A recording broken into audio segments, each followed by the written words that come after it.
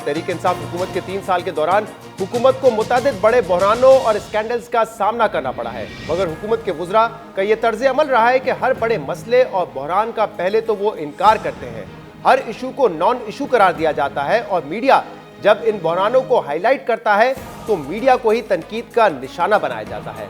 लेकिन फिर बाद में वजीर आज़म इमरान खान खुद हुकूमती नाकामी का एतराफ़ करते हैं। पाकिस्तान तहरीक इंसाफ हुकूमत के 3 साल से ज्यादा के अरसे में ऐसे कई बहरान आ चुके हैं और कई बहरान ऐसे हैं जो हुकूमती नाअहली की वजह से बार बार आए, क्योंकि वुज़रा ने ना ही इन बहरानों का एतराफ़ किया और ना ही इनका हल ढूंढने की कोशिश की, बल्कि मीडिया से ये ख्वाहिश की कि हमें अच्छा दिखाओ। और जब भी मीडिया ने इनकी ये ख्वाहिश पूरी नहीं की तो सवाल उठाने वालों का ही मुहासबा शुरू कर दिया गया, जिसकी वजह से ये बहरान माजी के मुकाबले में ज्यादा शिद्दत से सामने आते रहे। जब मीडिया बहरानों को हाईलाइट करता है, हुकूमत से सवाल करता है, तो बहरान से निमटने के बजाय मीडिया पर ही चढ़ाई कर दी जाती है और एक बाकायदा नफरत पर मबनी मुहिम शुरू कर दी जाती है। आज प्रोग्राम में ऐसे चंद बहरानों का जिक्र करते हैं जिसका हुकूमती अरकान और वुज़रा पहले तो इनकार करते रहे, इशू उठाने पर मीडिया से लड़ते रहे, मगर बाद में वजीर आज़म इमरान खान को खुद बहरान का एतराफ़ करके मसाइल पर तशवीश का इजहार करना पड़ा। पाकिस्तान तहरीक इंसाफ हुकूमत को सबसे पहले माशी बहरान का सामना था। हुकूमत इब्तदाई दिनों में मुसलसल कन्फ्यूजन का शिकार रही कि IMF के पास कब और किन शराइत पर जाना है। उस वक्त के वफाकी वजीर खजाना असद उमर कौम को बताते रहे कि पाकिस्तान को माशी एमरजेंसी का सामना नहीं है और ना ही फौरी तौर पर IMF से मुआहदे की जरूरत है। असद उमर कहते रहे कि कोई कुछ भी कहता रहे, मगर हम सिर्फ अपनी शराइत पर IMF के पास जाएंगे। IMF के पास जाएंगे तो उन शराइत के ऊपर जाएंगे जो पाकिस्तान की अवाम की बेहतरी में हो। अगर वो शराइत नहीं मिलेंगे तो यह भी आपको बता दूं, और ये बाकी सारे अंग्रेजी बोलने वालों को, ये खुददार कौम है। अगर IMF से फौरी तौर पर IMF की शराइत पे मुआहदा करना अच्छी बात होती है तो फिर तो और बात है। हम इसको नहीं मानते, इसलिए हम जल्दी नहीं कर रहे। वफाकी वजीर असद उमर जज्बाती तकारीर करते रहे, मुल्क की खुद मुख्तारी की बात करते रहे, लेकिन IMF से मुआहदे में ताखीर होती रही, मईशत कमजोर, ग्रोथ मुतासिर होती रही, स्टेट बैंक के रिजर्व नीचे जाते रहे और डॉलर की कदर ऊपर जाती रही। और फिर जब नौबा बाद पाकिस्तान ने IMF से 6 अरब डॉलर का मुआहदा किया तो वो मुआहदा उन शराइत से ज्यादा सख्त शराइत पे था जो IMF हुकूमत के इब्तदाई दिनों में कर रहा था। वफाकी वजीर असद उमर कहते रहे कि हमें जल्दबाजी की जरूरत नहीं है, मगर फिर वजीर आजम ने खुद एतराफ किया कि हमें IMF के पास जल्दी जाना चाहिए था। ये ठीक है तनकीद, हमें IMF के पास जल्दी जाना चाहिए था, ये बिल्कुल ठीक है, लेकिन हम कोशिश तब ये कर रहे थे कि हमें ना जाना पड़े। वो ठीक है बात कि हमें ज़्यादा जल्दी जाना चाहिए था। वजीर आजम ने IMF में देर से जाने की गलती का एतराफ़ किया। और अब बात करते हैं एक और बड़े स्कैंडल और बहरान की, यानी कि चीनी का बहरान। पाकिस्तान तहरीक इंसाफ ने जब हुकूमत संभाली उस वक्त चीनी की कीमत फी किलो 56 रुपए की थी, मगर 3 साल बाद चीनी की कीमत दुगनी होकर 110-120 रुपए तक पहुंच चुकी है। 2019 के आखिर में चीनी के बहरान ने सर उठाना शुरू किया और जनवरी 2020 में चीनी की कीमत अचानक 10 से 15 रुपए इजाफे के साथ 80 से 90 रुपए तक पहुंच गई। और मीडिया ने जब इस बहरान को उजागर करना शुरू किया, बढ़ती कीमतों पर सवालात उठाए, तो पहले तो हुकूमती लोगों और वुज़रा ने चीनी के बहरान का इनकार किया और कीमतें बढ़ने पर मुख्तलिफ जस्टिफिकेशंस देते रहे। वजीर आजम के करीबी दोस्त और पार्टी के सीनियर रहनुमा जहांगीर खान तरीन बताते रहे कि चीनी की कीमत तो टैक्स बढ़ाने की वजह से बढ़ी है, शुगर मिल्स वालों को इससे कोई फायदा नहीं हुआ है। जबकि वफाकी वजीर फवाद चौधरी ने वजीर आजम की जानिब से चीनी बहरान पर कमीशन बनाने से सिर्फ 10 रोज पहले बताया कि मुल्क में चीनी का बहरान तो है ही नहीं, चीनी की कीमत तो गन्ने की कीमत बढ़ने की वजह से बढ़ी है, जिसका सारा फायदा किसान को हो रहा है। मैं आपको ये अर्ज कर दूं कि ये जो चीनी की कीमत बढ़ी है, इससे हुकूमत ने टैक्स लगाया तो चीनी की कीमत बढ़ी है।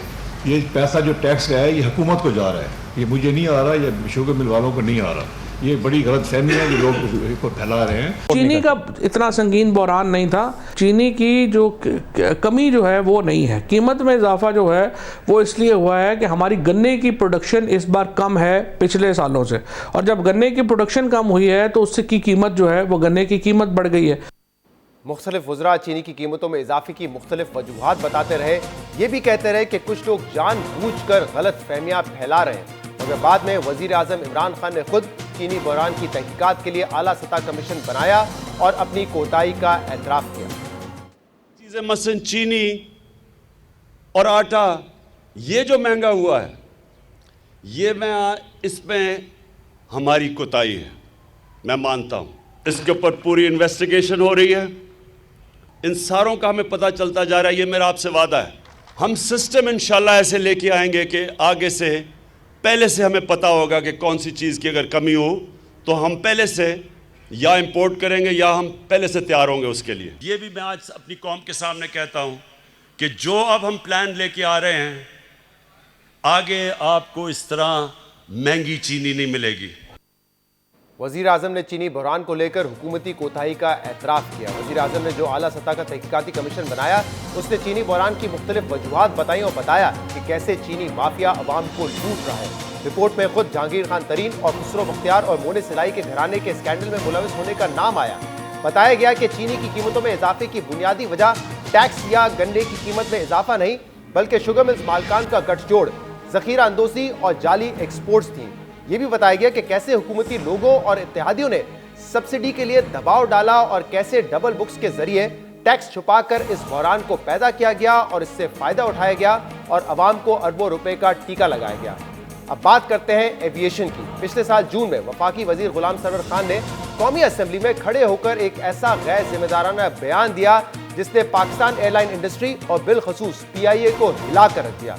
कराची में तैयारा हादसे की इब्तदाई तहकीकात के बाद गुलाम सरवर खान ने पाकिस्तानी पायलट्स के जाली लाइसेंसेस और डिग्रियों को हादसे का जिम्मेदार ठहराते हुए कहा कि पाकिस्तान में तकरीबन 40% पायलट्स के पास जाली लाइसेंसेस हैं, जिसके बाद एक नया बहरान पैदा हो गया। और जब मीडिया ने इनके गैर जिम्मेदाराना बयान की वजह से पैदा होने वाले बहरान पर सवाल उठाए तो गुलाम सरवर खान ने यह मानने से ही इनकार कर दिया कि ना ही उनके बयान से कोई बहरान पैदा हुआ है और ना ही उन्होंने कोई गलत बयानी की है।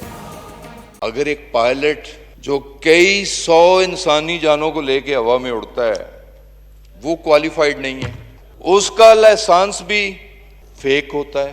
पाकिस्तान में टोटल 860 एक्टिव पायलट्स हैं, उनमें से 262 ऐसे पाए गए कि उन्होंने खुद एग्जाम नहीं दिया, उनकी जगह किसी ने एग्जाम दिया। मैंने जो भी स्टेटमेंट दी है और आज भी मैं उस स्टेटमेंट पे स्टैंड ले रहा हूं कि वो इंक्वायरी बोर्ड की फाइंडिंग थी। मेरा ज़मीर आज भी मुतमइन्न है कि मैंने जो कुछ कहा बिल्कुल बराक कहा।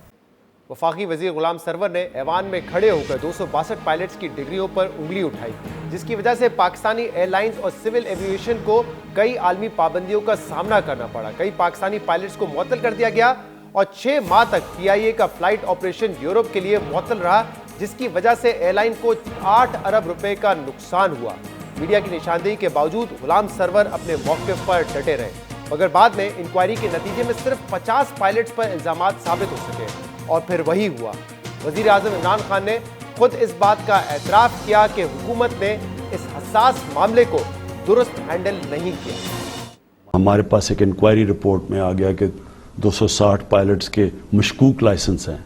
मैं ये ज़रूर कहूँगा कि मैंने पूरा इंस्ट्रक्ट किया, जब मुझे पता चला मैंने समझाया था कि इसको बड़ा केयरफुली, क्योंकि बड़ा सेंसिटिव मैटर है, इसको जब मीडिया में प्रेजेंट करेंगे, क्योंकि पब्लिक तो इंक्वायरी होनी है, लेकिन उसको एक ऐसे तरीके से करें कि वो उसका इतना बड़ा फॉल आउट नहीं आना था। लेकिन बदकिस्मती से हमने उस तरह प्रेजेंट नहीं किया, नहीं, वो हमारी गलती थी। एक बार फिर वजीर आजम इमरान खान को वजीर की गलती का एतराफ़ करना पड़ा। इसी तरह महंगाई एक ऐसा मसला है जो 3 सालों से पाकिस्तान तहरीक इंसाफ हुकूमत के लिए सबसे बड़ा इम्तिहान रहा है। चाहे बिजली हो, गैस हो, आटा हो, चीनी हो, इस समेत दीगर बुनियादी अशिया की कीमतों में कई गुना इजाफा हो चुका है। मुल्क में महंगाई की शरह आज भी 9% से ज्यादा है। महंगाई का सैलाब हर आम और खास को बुरी तरह मुतासिर कर रहा है, मगर वफाकी वुज़रा इस मसले की संगीनी को ये कहकर कम करने की कोशिश करते हैं कि क्योंकि ज़राअत से वाबस्ता लोगों की आमदनी इतनी ज्यादा बढ़ गई है, इसलिए महंगाई का असर खत्म हो जाता है। मुल्क के 60% आबादी की आमदन बढ़ चुकी है, इसलिए महंगाई को जितना बड़ा मसला बताया जा रहा है, महंगाई उतना बड़ा मसला है नहीं। लोगों को शौक है, कहते हैं जी आटा महंगा हो गया है, ये नहीं बताते कि गंदम जो 1200 रुपए की थी वो भी 1800 रुपए के ऊपर जो है वो गई है, और वो फ़ायदा किसान का हुआ। और 60% जो लोग बंदे हैं वो एग्रीकल्चर से वाबस्ता है। ये नहीं बताते कि जो गन्ना है वो 135 से 300 रुपये पे चला गया, वहाँ पे भी किसान जो है उसको फ़ायदा हुआ है। 1100 अरब रुपये की इजाफी आमदनी जो है जो किसान को हुई है, उसका जिक्र नहीं करते। कहते हैं जी जब आमदनी में इतना इजाफा हो गया तो महंगाई में इजाफा जो है वो इर्रेलेवेंट हो जाता है। और सिर्फ यही नहीं, जब मीडिया मुसलसल महंगाई की निशानदेही करता है तो मीडिया के खिलाफ मुहिम चलाई जाती है। मनपसंद वीडियोस चलाकर मीडिया को झूठा साबित करने की कोशिश की जाती है, जिसकी एक मिसाल आपके सामने रखते हैं। वजीर आजम के मामले खुसूसी शहबाज गिल ने कुछ रोज पहले एक ऐसी वीडियो शेयर की जिसमें एक शख्स ये बता रहा है कि कैसे चंद सहाफी और एंकर्स मुल्क में महंगाई को लेकर झूठा प्रोपेगेंडा कर रहे हैं। भाई साहब टमाटर क्या हिसाब है? 60 रुपये किलो। और प्याज? प्याज 40। और आलू? आलू भी 40।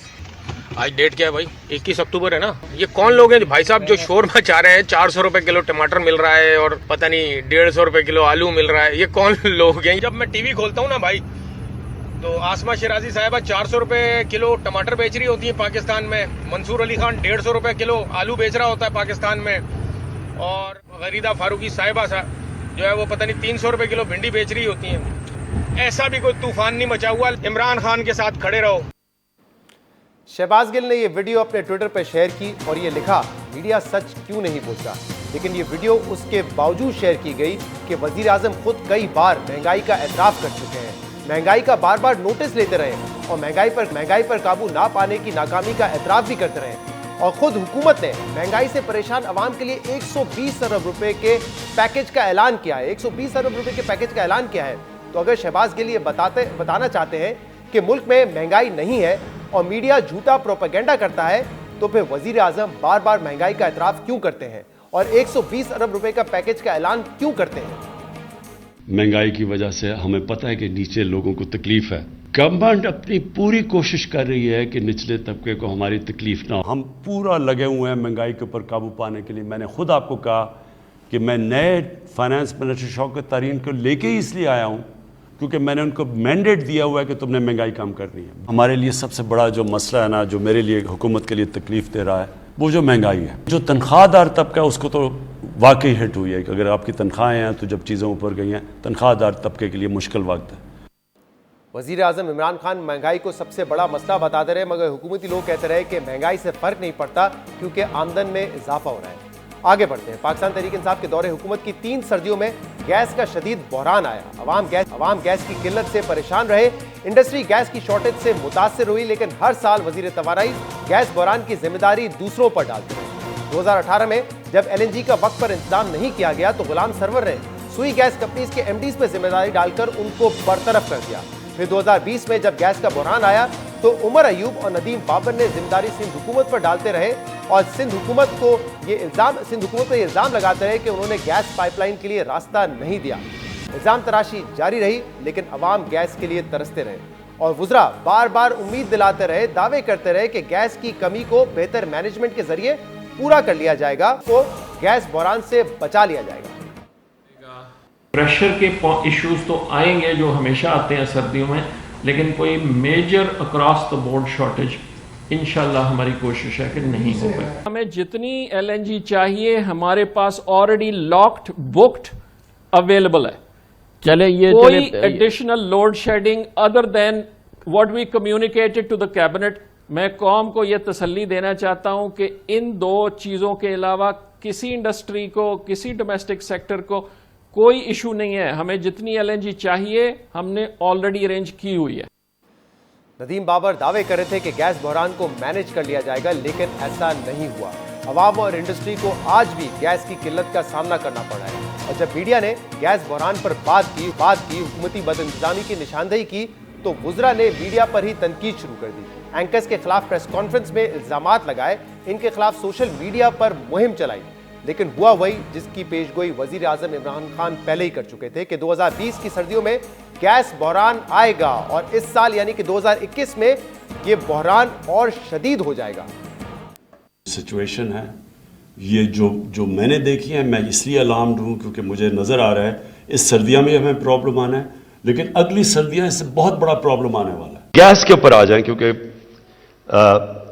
अभी सर्दियाँ आ रही है और हमें गैस का मसला आने वाला है। न सिर्फ वजीर आजम इमरान खान गैस बहरान का एतराफ़ कर चुके हैं, बल्कि इन 3 सालों में अब तक गैस बहरान, बुरी कारकर्दगी और स्कैंडल्स की वजह से 2 वजीर तवानाई और 2 मुआविन खुसूसी को भी फारिग कर चुके हैं। वजीर आजम ने रवां साल के हवाले से भी जो पेशगोई की थी वो दुरुस्त साबित हो रही है। लेकिन वजीर तवानाई हमाद अजहर ये कहते हैं कि इसमें हुकूमत का कोई कसूर नहीं है और गैस बहरान का ताल्लुक LNG की खरीदारी या कमी की वजह से। एक डेडिकेटेड सी डिसइंफॉर्मेशन कैंपेन चलाई गई पिछले 3 सालों में, जहां पे हुकूमत को जिम्मेदार ठहराया गया कि हर साल ये जो 10-12 साल से गैस की शॉर्टफॉल्स आती हैं सर्दियों में, शायद ये PTI हुकूमत का कसूर है और शायद ये इस वजह से आ रही है, शायद नहीं बल्कि डेफिनेटिवली क्लेम किया गया कि ये LNG की बर वक्त परचेज ना करने की वजह से आ रही है। LNG का इस क्राइसिस से ताल्लुक ही कोई नहीं है। ये जो आपका विंटर्स में क्राइसिस आता है, ये डोमेस्टिक डिमांड बढ़ने की वजह से और डोमेस्टिक सप्लाई कम होने की वजह से आता है। इसका इंपोर्टेड LNG से कोई ताल्लुक नहीं है। लेकिन 3 साल से एक डिसइंफॉर्मेशन कैंपेन चली, एक चैनल के ऊपर सिर्फ एक एंकर ने वो चलाई और मैंने उनको बार बार चैलेंज। शाहजेब खानजादा साहब की जी बिल्कुल, शाहजेब एक एंकर ने। हमाद अजहर इल्जाम लगा रहे हैं कि जियो के एंकर शाहजेब खानजादा 3 साल से झूठी मुहिम चला रहे हैं, लेकिन हमाद अजहर ये मानने को तैयार नहीं है कि LNG की बरवक्त खरीदारी से गैस की कमी को मैनेज किया जा सकता था। लेकिन दिलचस्प बात यह है कि जिस वक्त हमाद अजहर साहब ये इंटरव्यू दे रहे थे, उसी वक्त हमारे प्रोग्राम में मारूफ सनतकार जुबैर मोतीवाला ये कह रहे थे कि अगर हुकूमत बर वक्त LNG का कार्गो मंगवा लेती तो गैस का इतना बड़ा बहरान नहीं होता जितना आज है। आज ये रियलिटी है कि उनके पास और LNG देने को नहीं है, क्योंकि हमारे पास जो एक्स्ट्रा कार्गो आते थे उससे जो है ना कराची को जो है ना वो फुलफिल कर देते थे। आप कह रहे हैं कि कराची की जितनी डिमांड है उनको देने के लिए RLNG नहीं है, बट हमाद अजहर साहब तो ये कहते रहे कि जितनी डिमांड है RLNG की उतनी हमने मंगवा ली है और ये जो क्राइसिस है ये RLNG की शॉर्टेज की वजह से नहीं है। लेकिन आप कह रहे हैं कि डिमांड है कराची में, तो यानी कि अगर कैपेसिटी को मुकम्मल इस्तेमाल किया जाता तो इंडस्ट्री से फायदा उठा सकती थी। ये तो बिल्कुल सामने की बात है ना, आपको मैं कह रहा हूं, मैंने सारी बात की है। अभी इनके पास जो उन्होंने फ्लोट किया था, अनफॉर्चुनेटली कोई टेंडर आया नहीं। मैं ये समझता हूं कि अगर थोड़ा सा जल्दी कर लेते हम इस बात को, लेकिन उसका वो जो उनके पास जो रीजंस हैं वो अपने हैं, मैं उसको भी थोड़ा बहुत वजन देता हूं। लेकिन जो अगर ये पहले से अगर ये डील कर लेते उसकी और अगर इसको कर लेते तो मेरा ख्याल है कि आज ये सूरत हाल जो आज है वो शायद इस तरह की ना होती जो अभी है। वजीर तवानाई हमाद अजहर तो शाहजेब खानजादा पर झूठी मुहिम चलाने का इल्जाम लगा रहे हैं, लेकिन जो गैस इस्तेमाल करने वाले सनतकार हैं वो भी कह रहे हैं कि हुकूमत ने बर वक्त गैस नहीं मंगवाई। ये वो सबसे बड़ा मसला है जो हर बहरान में सामने आता है। मीडिया स्कैंडल्स और बहरान को सामने लाता है, वुज़रा की कोताहियों की निशानदही करता है, मगर वुज़रा बहरान का एतराफ़ करने के बजाय मीडिया पर हमलावर होते हैं। वुज़रा को ये समझना होगा कि हर बहरान का इनकार करना, बहरान का हल निकालने के बजाय मीडिया से लड़ना और वजीर आजम की थपकी हासिल करने के लिए वजीर आजम को गलत तस्वीर पेश करना उनका काम होगा, मगर मीडिया का ये काम नहीं है। मीडिया का काम है सवाल उठाना और मसाइल की निशानदही करना, जो मीडिया करता है। होना तो ये चाहिए कि वुज़रा गलतियों से सबक सीखकर मसाइल को हल करें और अवाम को रिलीफ दिलाने की कोशिश करें। दुनिया भर में बहरान आते हैं, दुनिया भर में मीडिया बहरानों की निशानदही करता है, मगर हुकूमतों की जानिब से मीडिया को निशाना नहीं बनाया जाता, बल्कि मीडिया की निशानदही से फायदा उठा के मसाइल का हल निकाला जाता है।